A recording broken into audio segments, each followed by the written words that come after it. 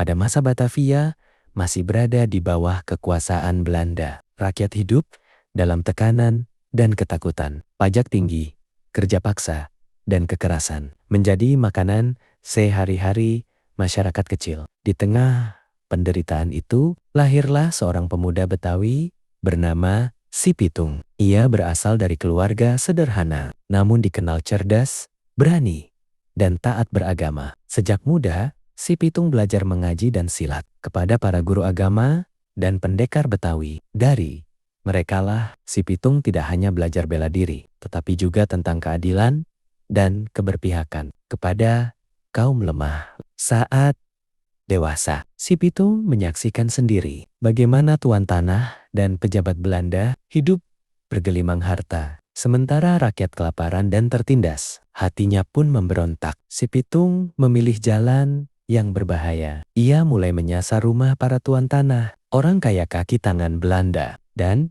pejabat penjajah. Namun, hasil rampokannya tidak pernah ia nikmati sendiri. Harta itu dibagikan kepada rakyat miskin, janda, anak yatim, dan kaum tertindas. Karena itulah, rakyat Betawi melindungi Si Pitung dan menyebutnya sebagai pahlawan rakyat. Bagi Belanda, Si Pitung adalah penjahat besar yang harus segera ditangkap. Pasukan kolonial berkali-kali melakukan penyergapan, namun selalu gagal. Si Pitung seakan tak bisa disentuh peluru. Konon, ia memiliki ilmu kebal yang membuat tubuhnya tidak mempan senjata. Nama Si Pitung pun semakin melegenda. Ia muncul cepat, menyerang, lalu menghilang di gang-gang sempit dan perkampungan Betawi. Belanda semakin geram. Hingga suatu hari, mereka berhasil menangkap seorang guru yang mengetahui rahasia Si Pitung. Dari situlah Belanda mengetahui ilmu kebal Si Pitung hanya bisa ditembus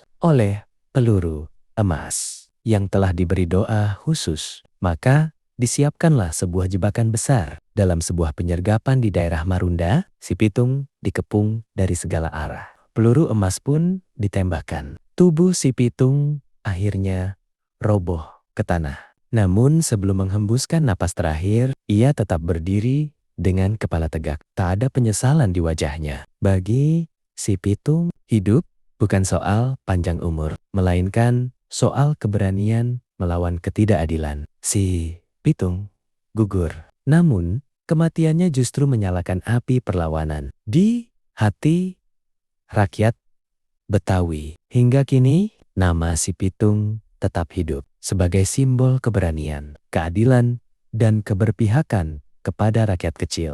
Ia bukan sekadar legenda, melainkan suara perlawanan yang tak pernah benar-benar padam di tanah Jakarta.